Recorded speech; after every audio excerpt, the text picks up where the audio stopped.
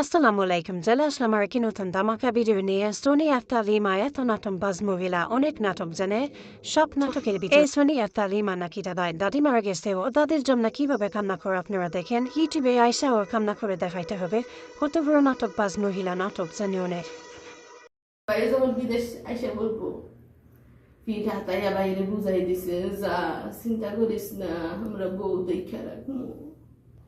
এই বাইরে তো আর গিয়ে দাদিরে দেখতো না, আমি শেষ ধারা দেখতে পারলাম না আমার দাদিরে।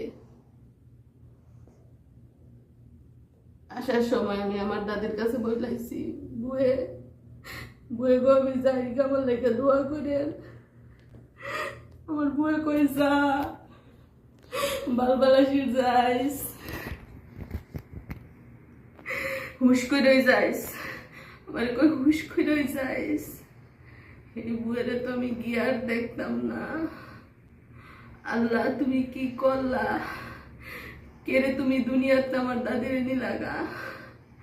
আমার দাদিরে তো আমি আর পাইতাম না, আমার দাদিরে তো গিয়ে আমি বিশাল আর দাদি করতে পারি তো না।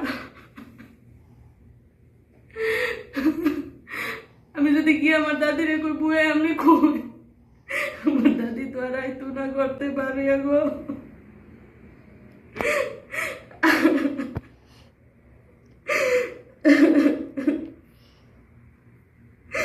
আমি আমার দাদি লেগে দোয়া করেন।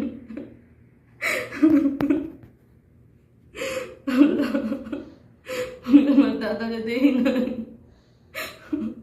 আমার বুঝার পরে তো আমার দাদিরে দেখছি। আমার ছোটবেলা শৈশব কৈশোর সব আমার দাদির লগে। এই দাদি তো আর আইতো না ফেরত, আর দাদি ফেরত আইতো না, আর আইয়া কইতো না আইসত গো আইসত কয়দিন থাকবি, আর কইতো না। আল্লাহ আমার দাদিরে ভালো ভাগ্য দিছে। রমজান মাসে শুক্রবারে জুমার পরে আল্লাহ আমার দাদিরে নিয়ে গেছে। আল্লাহ আমার দাদিরে তুমি জান্নাত নসিব করো, আল্লাহ জান্নাত নসিব করো। আমার বুয়ের লগে কত সময় কাটাইছে আমি, আমার কত স্মৃতি আমার বুয়ের লগে।